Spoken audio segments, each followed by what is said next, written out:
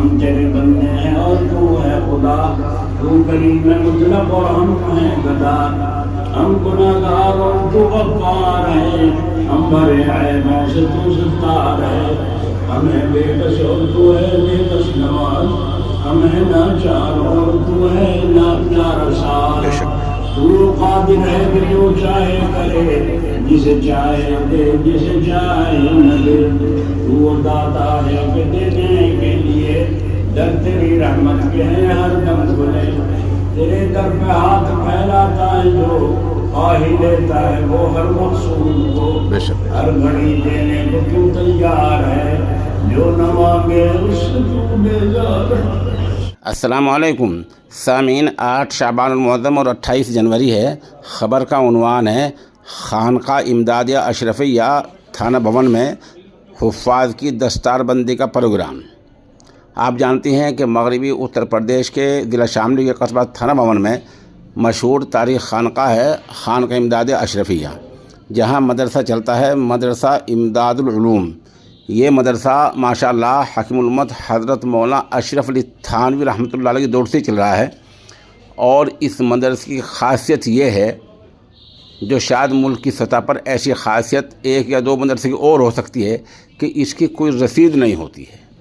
یہ ویڈیو آپ نے سن لی، یہ حضرت مولانا عمران حسین پوری دامت برکاتہم العالیہ ہیں، جو خلیفہ مجاز ہیں، یہ وہ دعا کرا رہے ہیں۔ بہرحال یہاں خانقاہ امدادیہ اشرفیہ میں جو آج اجلاس ہوا ہے، یہ اجلاس نصف درجن سے زائد 6-7 حفاظ کرام کی دستار بندی کی مناسبت سے ہوا ہے، اور یہاں حافظ تابش مساوی، حافظ قمر الحق آسام، حافظ واصل جلال آباد، حافظ دانش تھانوی، حافظ جاوید تھانوی، حافظ آزاد تھانوی، حافظ سعدان اور اسی طرح حافظ ندیم بنٹا، ان 8 طلباء کی دستار بندی ہوئی ہے، اور ادارے کے روح رواں ہیں حضرت مولانا نجم الحسن تھانوی دامت برکاتہم العالیہ۔ اس اجلاس کو کامیاب بنانے میں ان کے فرزند ارجمن مفتی حذیفہ نجم تھانوی، مولانا بدر الحسن شعیب، مولوی خزیمہ، مولوی حسان نے نمایاں خدمات انجام دی ہیں۔ اسی طرح دوسرے امور انجام دینے میں مولوی شارق مفتاحی، مولانا اکمل بھیسانوی، مفتی جان محمد صاحب وغیرہ نے اہم رول ادا کیا ہے۔ یہاں جو علماء کرام ہوئے ہیں، حضرت علامہ رفیق احمد بھیسانوی رحمۃ اللہ علیہ کے خاندان کے مفتی محمد اکمل صاحب دامت برکاتہم، اس طرح مفتی پیار محمد صاحب، اور ایسے علماء یہاں شریک رہے ہیں، مفتی خورشید صاحب شریک رہے ہیں، اور علماء علاقائی بہت شریک رہے ہیں۔ اور اس کا آغاز مظاہرالعلوم وقف کے ناظم اعلیٰ مفتی بدران کے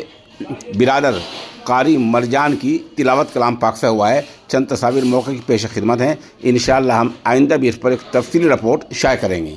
میں یہ بھی عرض ہے کہ جن بچوں نے گزشتہ دنوں یہاں مسابقہ خطابت میں حصہ لیا تھا، ان میں سے اول، دوم اور سوم پوزیشن حاصل کرنے والوں کی نقد حوصلہ افزائی بھی کی گئی ہے۔